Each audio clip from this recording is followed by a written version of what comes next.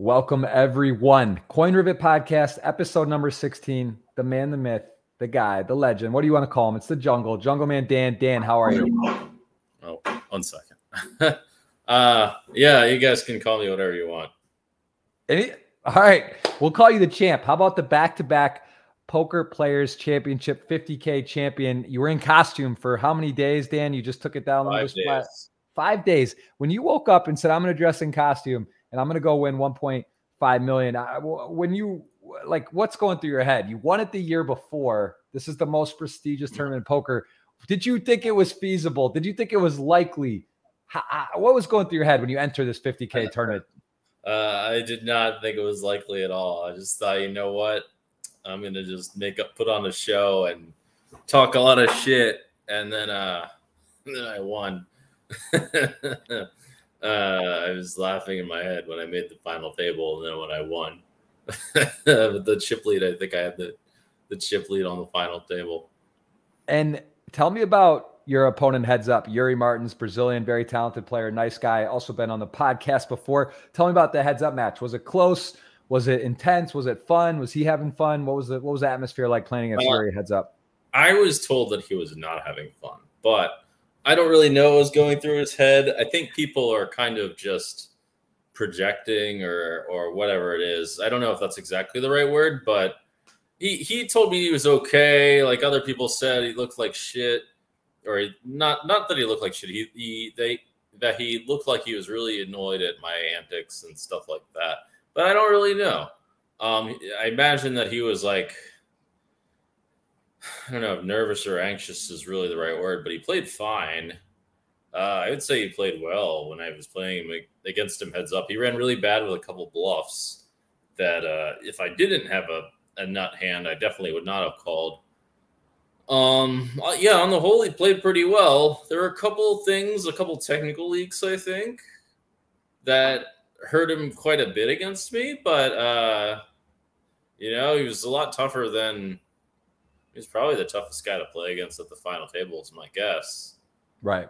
I don't know how well the other guys play heads up, but I remember, often when I played against people heads up at mixed, they really disappoint me in the sense of they usually play a lot worse than I anticipated. They seem much worse heads up, but that wasn't the case with him. He actually seemed pretty good, which I don't say lightly.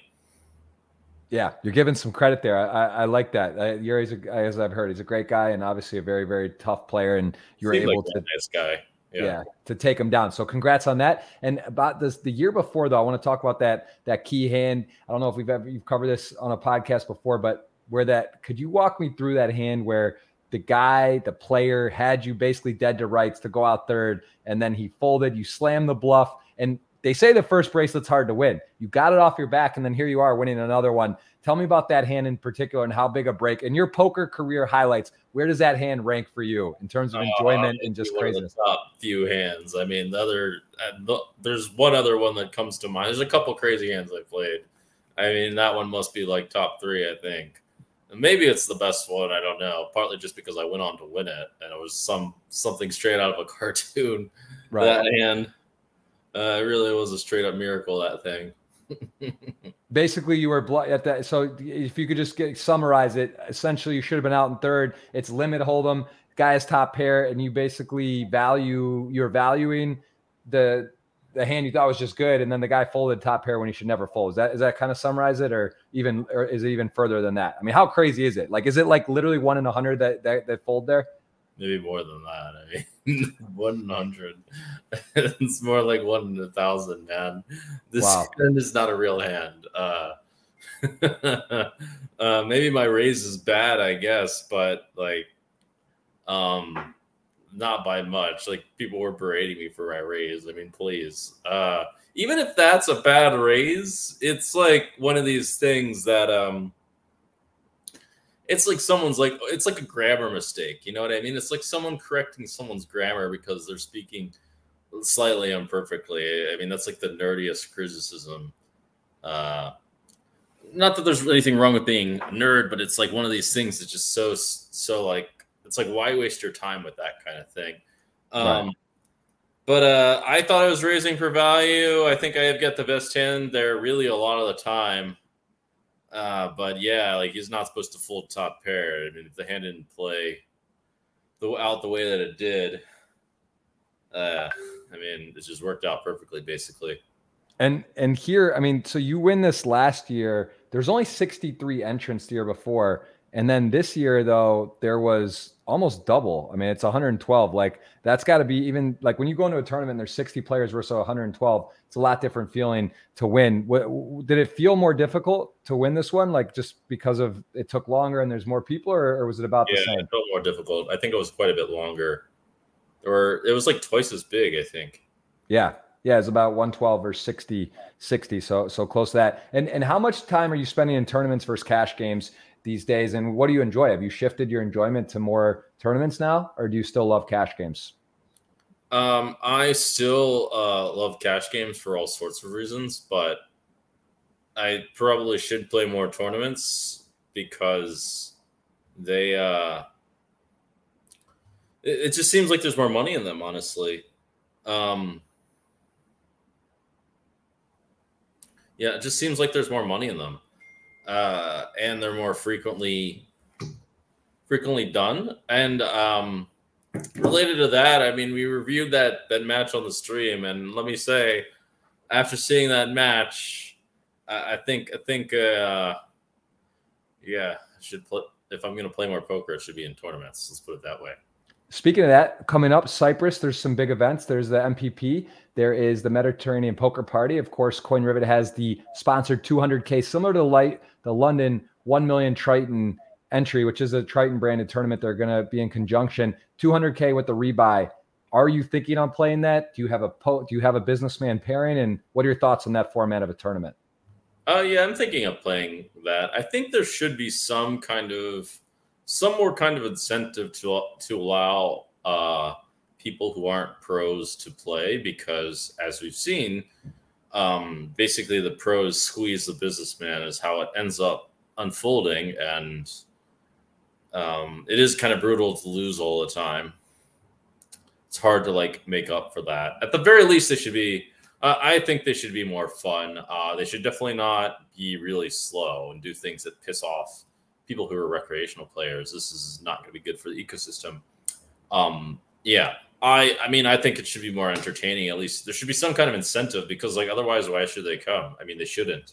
If they're going to lose, and now they're going to be annoyed that some dude's tanking like 30 seconds every time, and for decisions that don't matter at all. Like no one's reading too much into these. Like, I mean, it ultimately is actually irrational to tank every single hand if you think about it. If you really break it down, it's kind of like none of these guys are getting like crazy reads because you're like 3-betting, a second or two later. Like maybe you just decided to 3-bet a second or two later. It's not really possible to get reads unless you're unaware, things like that.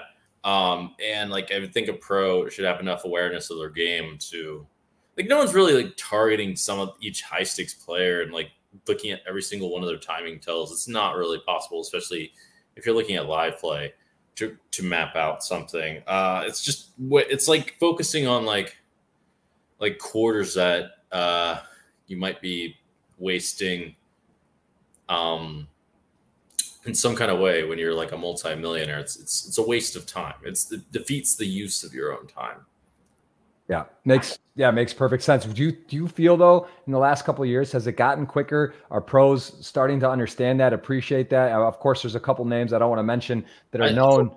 Yeah, I don't think that pros like look at things this way. I think that they look at, okay, what's the best possible way to make money in this exact like box that they're looking in, and they don't seem to think that first of all, not everything's money. So there's that, and second of all, they're not considering the fact that, okay, I'm going to take literally 20 seconds more every single simple decision.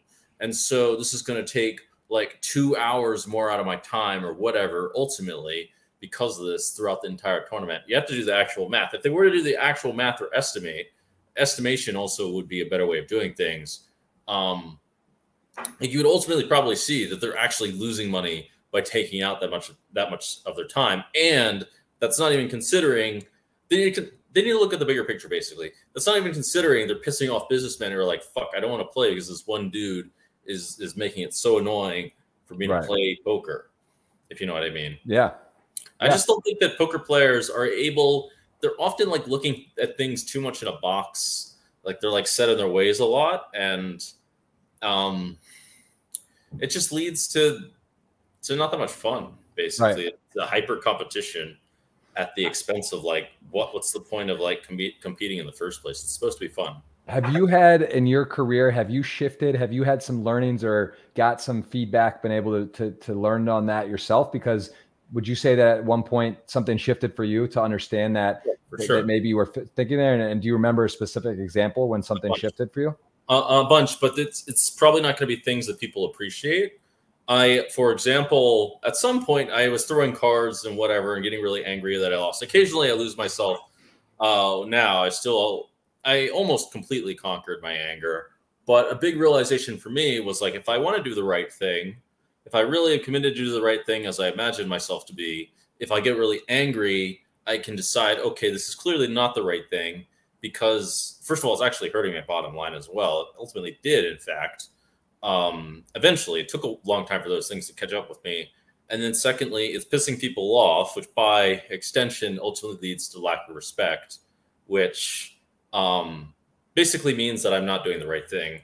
So I realized, okay, well, if I really am true to doing the right thing, that I should change. So that was one. For example, I mean, if you look at things thoroughly, you can see these things. It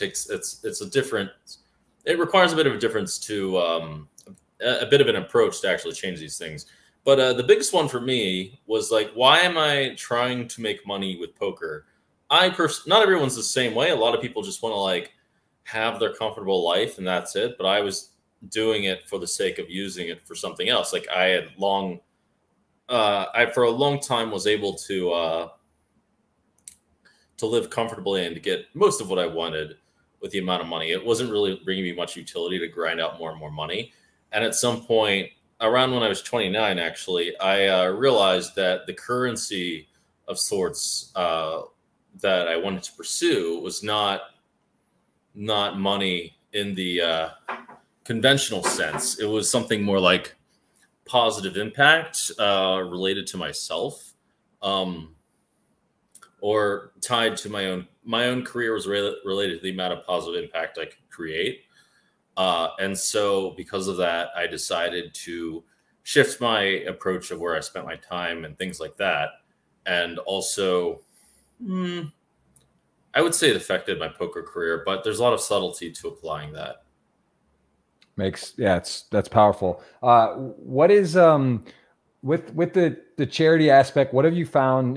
You are one of the people that I know does a lot for charity. That you are very proactive in trying to do more. What have you learned, and what has been maybe when you initially said to yourself, "Hey, I want to do more for the world. I want to be charitable." What have been some of the biggest learnings you found or difficulties in finding effective ways to give? Like, give me some of your learnings with charity and what you like and don't like.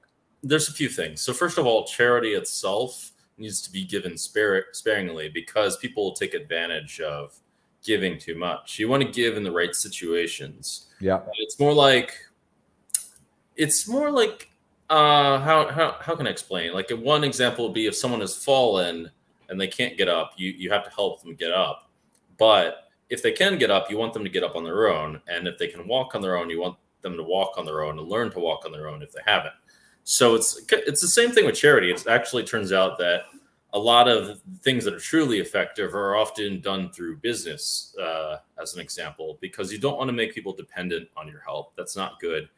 And their basis of what is their norm now changes.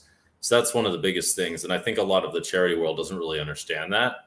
I mean, a lot of the charity itself is kind of messed up.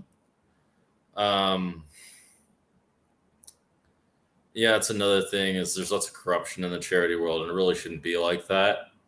Another big thing I realized eventually was that I personally believe that the way to make the biggest possible impact related to, as we were talking, to help people help themselves, basically, and to do that in a scalable way.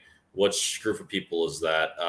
The people that need the most help and the people whose who's worth helping will go the furthest, which will typically be people in, well, just children in general, but especially in second and third world countries that otherwise wouldn't necessarily receive it at the very early stages from 0 to 6 years old. Those are the ones that literally can't stand and don't know how to learn. And it's important to teach them the right kinds of ways to act. And also, you don't want to like make little future Hitlers. You want to make future entrepreneurs and people who are really good or have really good principles on the whole, basically. Right. Well, and I know we could go on a rabbit hole about this in particular, but let me just ask you this. When you say to yourself, I want to do good, I want to give back, I want to be a positive impact on the world.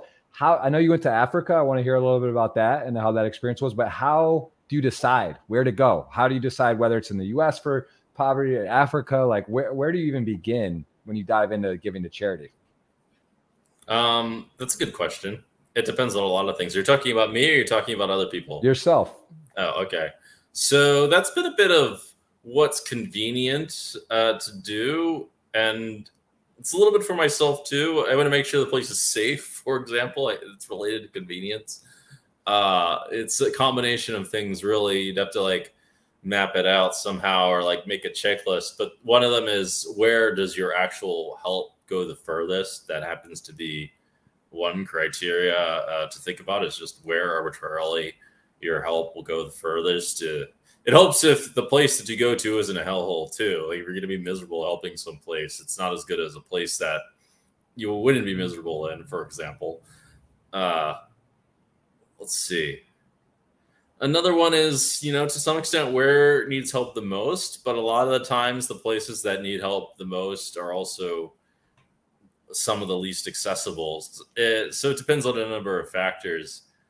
And yeah, I mean, it's a mix of convenience for you and also convenience for them. And how far your help will actually go. That's really important too. Maximizing.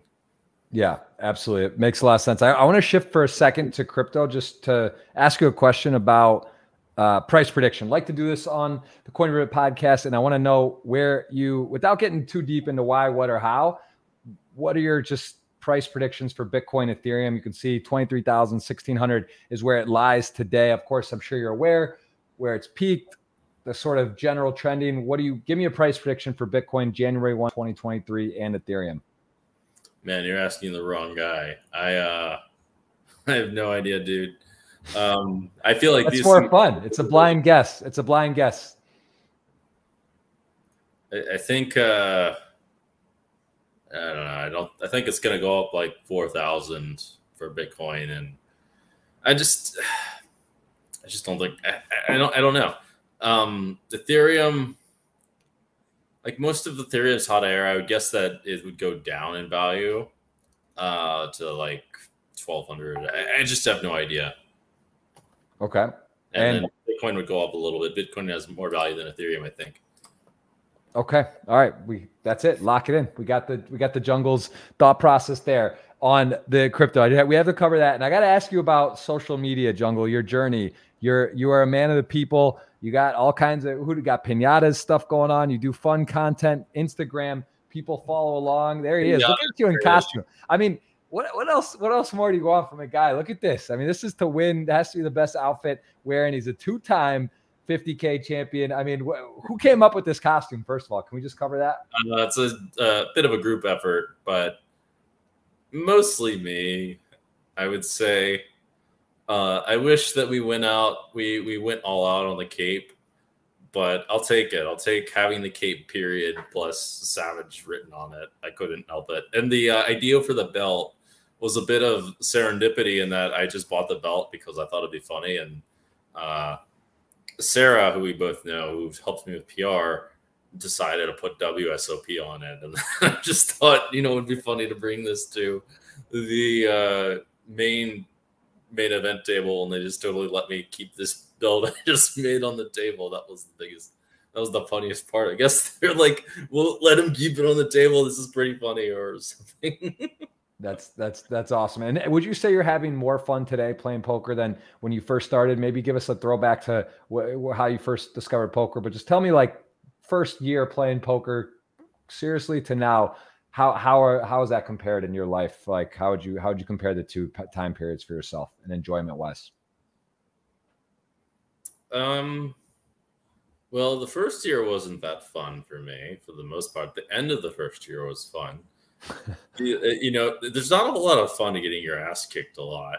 As it turns out, I don't really recommend it unless that's your thing, is getting your ass kicked. Yeah, Fight Club. You know, right? I would say it's a lot more fun because I don't have to work as hard and I get to dress up and do stupid shit and no one can really say anything too bad. They can think I'm crazy. Good job. High five. And also just be one of these indistinguishable robots that play poker and hate, I guess, or whatever they want to do. That's what they choose. So yeah, now's more fun. I think it was a lot of fun to be able to climb through the ranks. That probably was the most fun thing with it, like having a bright future is the irony. It's more like where you are is where your base is, and ascending that base fast in terms of difference in what you can have, but that basically cannot be sustainable, because even if you keep ascending, that'll become your new norm at some point. And it's kind of it's a bit of a frustrating thing in a sense, but the whole thing that gives these things like value is the fact that you can go down. So like if there's nothing to compare it to, there's no way to like enjoy them in that superficial sense. For sure. And you know, you have such a legendary poker career. You got, how old are you? You're still to be eligible for the Hall of Fame. You're what, are you 33? No, 4? 35? 32. 32. So you got a ways to go, but ultimately, let's say it's time you get in the Hall of Fame. You know, you're down the line, looking back. How would you like Jungleman to be remembered or to be viewed as a poker player? What would you like people to say about you and your poker career when it's all said and done? They could say that I'm one of the best poker players. They could say I spiced things up. They could say I kept it real. Yeah, that's what they can say. They can put that in the Hall of Fame. They can say that he was unlike all the other poker players and took the game to the next level. Just all of that sort of vague. All the jazz, all the spice and jazz. You want to have a spice and jazz. I want all the spice and jazz. Spice and jazz. All right, we'll run with that. Give me that stuff. People can have like a little bit of extra money, whatever. I don't care. They can have the spice and jazz and a little bit less money. That's fine with me.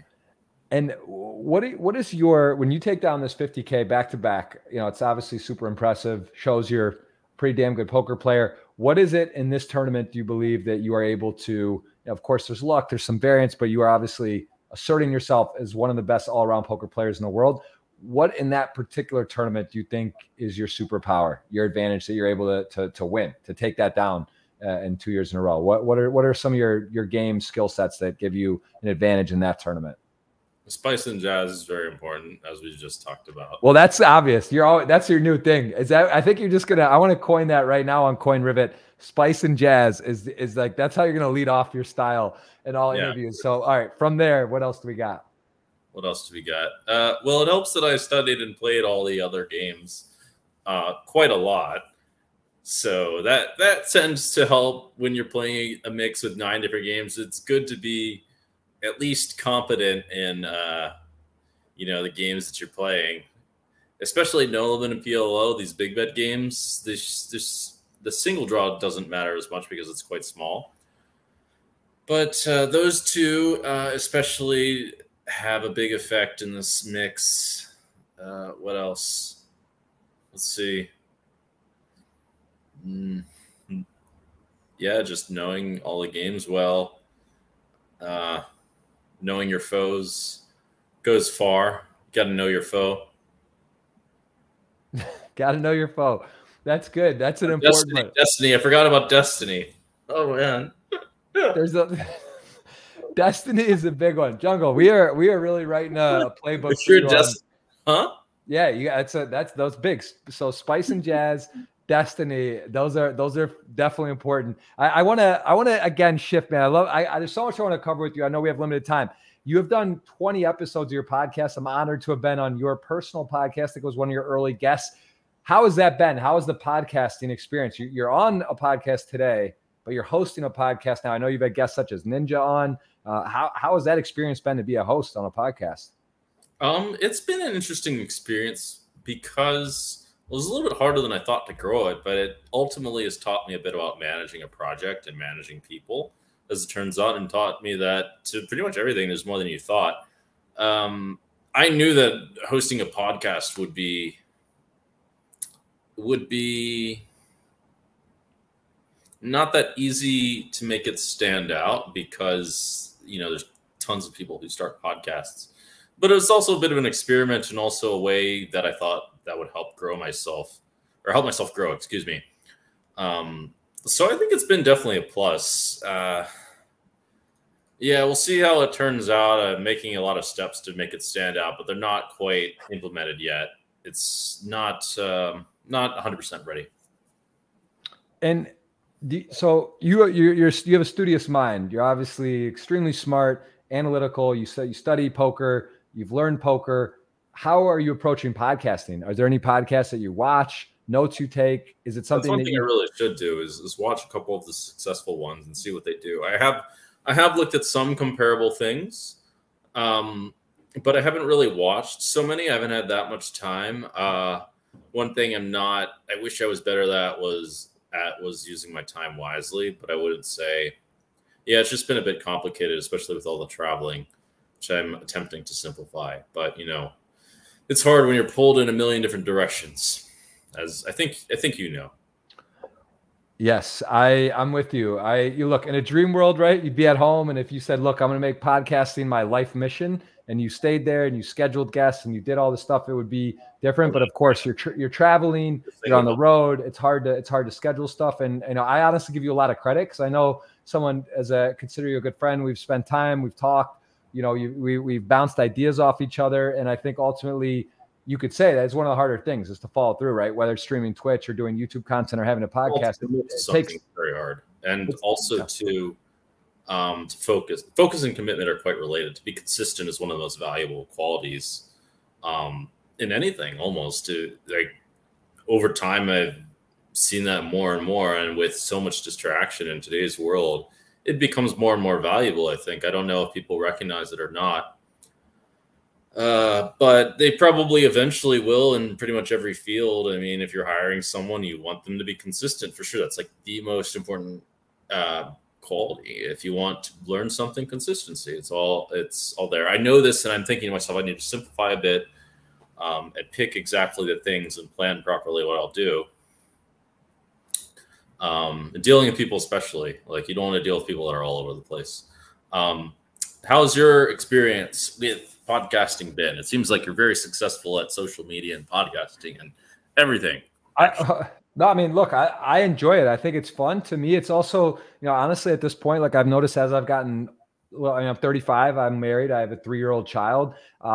It's harder to keep up with people and talk. So like someone like yourself, I consider a good friend, or, I can name off, I've had 170 something on my own podcast. And obviously this is like a branch, the Coin Rivet one. It's fun, right? It's fun to chat to people. It's fun to catch up with people. It's fun to learn, and it's fun to grow. So I just find it as I almost look at it as like a diary as well. Like, some people I get to catch up with and reconnect. And then also some people I get to learn or talk with them that I haven't got to. So that's honestly how I go from there. And, to your point, or what we'd said as well, I'd like to get better myself. I know there's a lot of things that I could do better with podcasting, or better questions, better efficiency, right? Like trying to do 2 in a day and, map it out and know Tuesdays are days I record podcasts, and be consistent. Cause to your point, I don't know how consistent you are. I know you're starting to knock out some episodes, but it's tricky, right? Like, if you wanted to release a podcast every Monday, a lot has to happen for that to go right. Your schedule has to line up. Your guest schedule has to line up. You have to have a team to put it out. So it's not so simple. With the podcast, releasing them itself, I've been pretty consistent. I've released one every single week. I haven't updated exactly as planned, but I release one every single week. That has been done. I need to add, I'm adding some spark and some pizzazz. The jazz and the what's the other word? The spice. Spice and jazz. You're not a spaz, but you like spice and jazz. I get it, Jungle. Yeah. You also have to understand who you're pitching to some extent, like some marketing things. And the thing is, this thing doesn't make money, but it is like a small project. Yeah. But it's been interesting. I didn't expect like a course in like how to lead people and things like that, which is like kind of what's the word? It's simmering among the things that need to be done now. So yeah, we're adding that to the mix. Dealing with people is a different animal than what a lot of poker players are used to. They're able to react to people, but they don't learn how to lead people. That's a totally different thing. Yeah. And how would you say, is it you're learning as you go with that, or how do you feel you interact and deal with your team? Because there is, for stuff to work, right, you have to coordinate with people, you have to trust people have to have access to things. Like, has that been easy for you to sort of give up control or let others sort of help you grow, or is that difficult for you? I would say it has not been that easy, and I think it's more complicated than even you're saying. Yeah, I think that, for example, picking the right people is probably the easiest way to start. If you pick the right people, then that makes life a lot easier for all sorts of reasons. I mean, it just always boils down to that, really. And by the way, shout out to Sarah. She's been an amazing help. Sarah Goddard, my PR person, who's been an amazing help. She's just like helped solve more and more problems. Yeah, she's amazing. You're lucky. Yeah. That's very lucky to have her. Yeah, like basically, like one of the things you need is consistency. But if you pick the wrong people, you'll have more and more problems. And now you have to deal with more and more problems. And if they're the wrong people, you basically, you can just simplify everything, just get rid of them. You know what I mean? If you have like infinite problems with them, even if they're like, I keep thinking of like dating, if I'm honest. It's just sometimes like someone can have like a really attractive quality and they can just cause all kinds of problems, and it's just like, get rid of them. If you know what I mean. Like an example in business would be, you could hire someone with, well, one thing that can happen is you can hire someone who's who has so much clout and so much leverage, but they're not a good match for you because they just don't give a fuck about you. And I mean, this is just one of the many possibilities, but because of this, they're not, how do you say? It causes too many problems effectively. That's one thing. Or just the way that things are being run can change things, or someone can miss certain details. That can be an issue. Someone can be bad at something, or just like not really, if someone's not using their time wisely, now you have to like, you can't really just keep goading them because they're eventually going to run out. You'll run out of steam yourself. It's complicated. It's well said. It's very well said. And I think to your point, like you said, managing people or getting a good team is so difficult. I think some of the most successful people, whether it's a bit of skill, some luck, of course, is having good people around you that are motivated and incentivized to grow and see your best, right? Because at the end of the day, if you have people that are just, they're just there and not a part of your process, then it can be very tricky and hard for them to be aligned with your goals and motives. And yeah, it's hard. We're saying the same thing, Jungle. I'm impressed though by you, because I say this all the time. It's very rare. It is very, very rare to find someone that is like an excellent poker player and also can do the content side, because as you know, it takes a lot of work, right? You got to study, you got to be good at poker or to do that. And then also to learn the other side of everything. It's a whole nother, you're basically diving into a whole new arm, right? You're diving into a new branch here and what you're doing. Yeah. And how do you, is it enjoyment at this point though? Cause like, how do you decide versus like, oh, well, I could just play more poker, right? You're one of the biggest cash game player winners of all time, if not the biggest. I don't even know how they gauge that, right? It's kind of hard, high stakes DB, and you've won so much money in poker. So like you said, podcasting isn't going to make you rich, or at least immediately. It's not your plan or your intention. You're not doing it for the money. So how do you kind of balance time with like enjoyment and versus profitability for poker or family or doing other things? Because there is only so much time in the day. Well, the podcast is good because it doesn't require a ton of time. So I think this was really a strong move, and it wasn't like so expensive to do. And that's another thing, is that oftentimes the best opportunities are not that expensive, I found. And even the best people that you work with are often not that expensive. It's a massive trap. If anything, it's like a red flag, actually, if someone's like trying to charge a shitload of money. I wouldn't say I'm like great at this for sure. I don't think I'm like an excellent leader by all means. I'm trying to learn it. It's a bit of what I'm doing. I'm just pursuing what I believe in, frankly, and I am just trying to find a way to make it real. And by the way, an underlying theme of all this is, you know, as you say, you could get lucky and find the right people or whatever. There's at some point, by the way, you realize enough tools to find the right people, or you figure out better ways to do it. And a couple underlying themes is there's always a better way. And if you always look at like the fact that you're not perfect, I mean, this is also true of poker to some extent, but there's a point where the returns are just not really worth it. But especially in life, there's always really a better way of doing things. And if you always look at, oh, I am going to be bad at this, or oh, I suck at this, or whatever, if you like attach too much to that way of doing things, it will basically it'll just mess with you, and it doesn't really ultimately do any good. And it's not true. I mean, it's true, but it's also not the right way of looking at things. If that makes sense, because there's always things that can be nitpicked at. There's always ways of looking at someone and saying, oh, they're not really that good, unless, particularly if comparing, well, in any way, in comparing to someone else, probably, or at least it's going to be tough. If you really look closely at the details, you'll find something that's not perfect with every single person, or you'll find many places to improve. And it's important to not get too wound up in that stuff.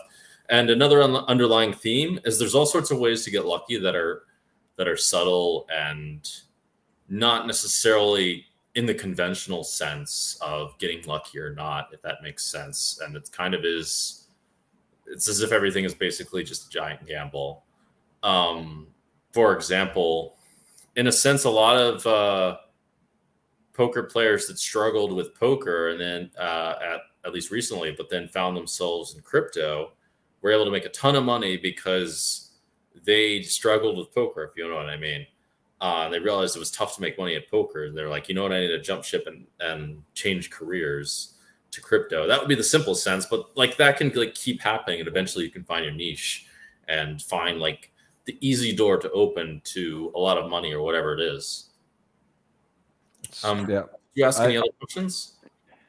Yeah, Joe, that's one thing I need to work on in my podcasting, is not ask 5 questions at once, because then some get lost in the shuffle. But I get excited and I like to just ask a lot of stuff at once. I guess we've covered a lot. I want to know what you're most excited about right now, currently in your life. When you wake up, what do you think about that you are excited about, that's happening or going to happen, or that you want to do? What do you wake up and think about?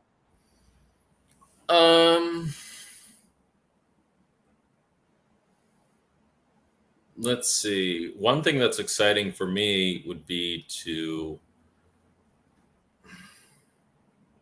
be able to pursue my goals more appropriately.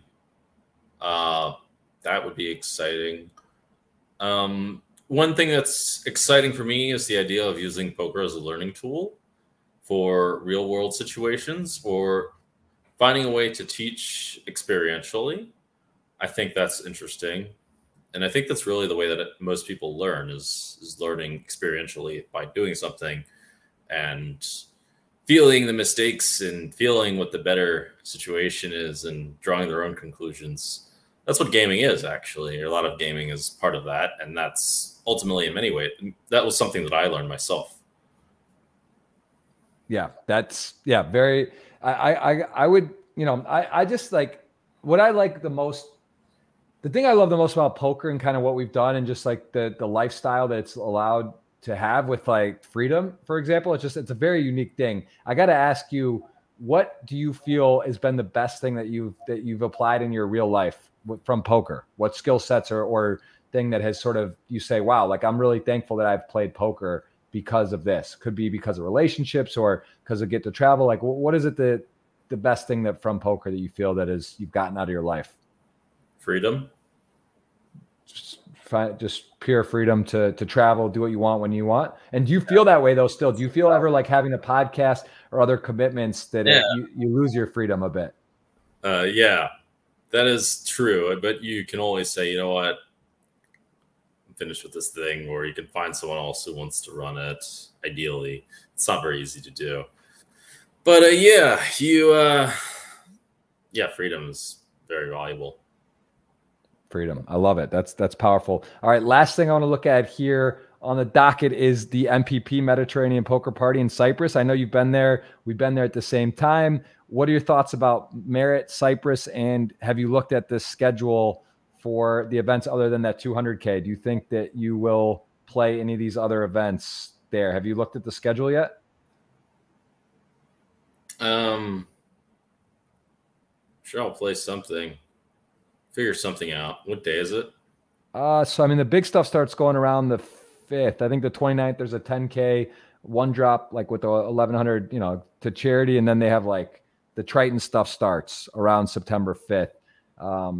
That is the 25K no limit hold'em. Then they have the 50K, 75K to 200K Coin Rivet Invitational Triton. That's the one where you need to pair the businessman level 1 through 8 is played businessmen together and poker players together, and then they combine on day 2, and there's one rebuy. That's sort of the similar format as the million back in July of 2019, the $1 million Triton event. But this is the Coin Rivet podcast, and this is the Coin Rivet Invitational by Triton event. So that would be that, and then there's some short deck events as well. So it's a long series, right? I mean, you're talking there's 2 weeks there, September 5th to the 19th of high stakes action alone. So yeah, well, I mean, out of these events, does any of them stand out? Like, do you prefer short deck or the high stakes no limit events? What do you get you excited about tournaments now, other than the 50K Players Championship, of course, back-to-back winner?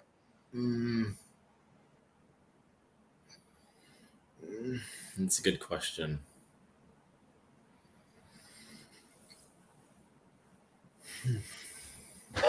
You said you're giving more thought to tournaments lately, right? That's sort of something you're like. Does it get not that much fun, in my opinion? It could somehow be deeper. There would be more fun, but they never are. The no limit ones are so competitive too. Where do you think you rank, like, where your no limit tournament game? Because you said you prefer deep stack cash and more, ready to put people in the blender in the cage and difficult all-ins and bluffing. Is that really your biggest qualm with tournaments? Is that it gets shallow, shorter stacked and more variance, or what would you do differently if you could change some of these tournament high stakes high rollers? The mixed game ones are more fun for some reason. What would I do? I don't know. That's more chips. It sounds like you want more play, more deep, more play. That seems just going to run into the same problem. You want spice and jazz, Jungle. Let's just summarize. Spice and jazz. I just don't know what it would look like. Spice and jazz. And let me, as we said, people can follow you, of course, on Instagram, Twitter. Please say your handle. And where is the best place or the easiest? Is it on YouTube, or where can people go to find your podcast so I can make sure to show that? On YouTube, yeah, that's a pretty good place. What is it? I'm sorry, give me the handle again. What is it called? Winning the Game of Life. The Game of Life. That's right. I knew that was the name of it. I didn't know that was the. Let's just see right here. Okay, I'm subscribed, and there it is. So, yeah, look at that. You're already on your way. You've got. Okay, I'm on my other YouTube account. That's why I'm not showing us it. But what? And can you just last question? Ninja. He's one of the biggest esports stars in the world. What's your tie with Ninja? Where did you get involved with him, or have you played poker with him?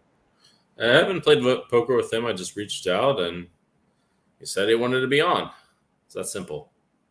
Beautiful. Well, I absolutely love it. You got some great guests, some really familiar faces, some of the biggest names in poker. And is that something you're looking to? I mean, obviously it's not strictly poker. What percent is that? How do you go about your guest list? Do you just take people you know and that you want to chat with, or who helps you with your guests?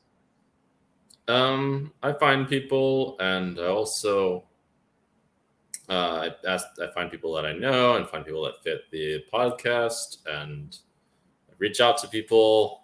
Sarah helps me some with it. It's a mix of things.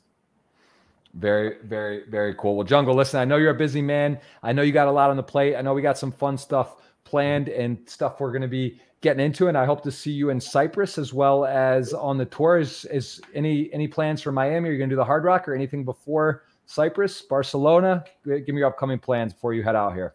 There's some kind of chance, but I'm not sure about it, basically.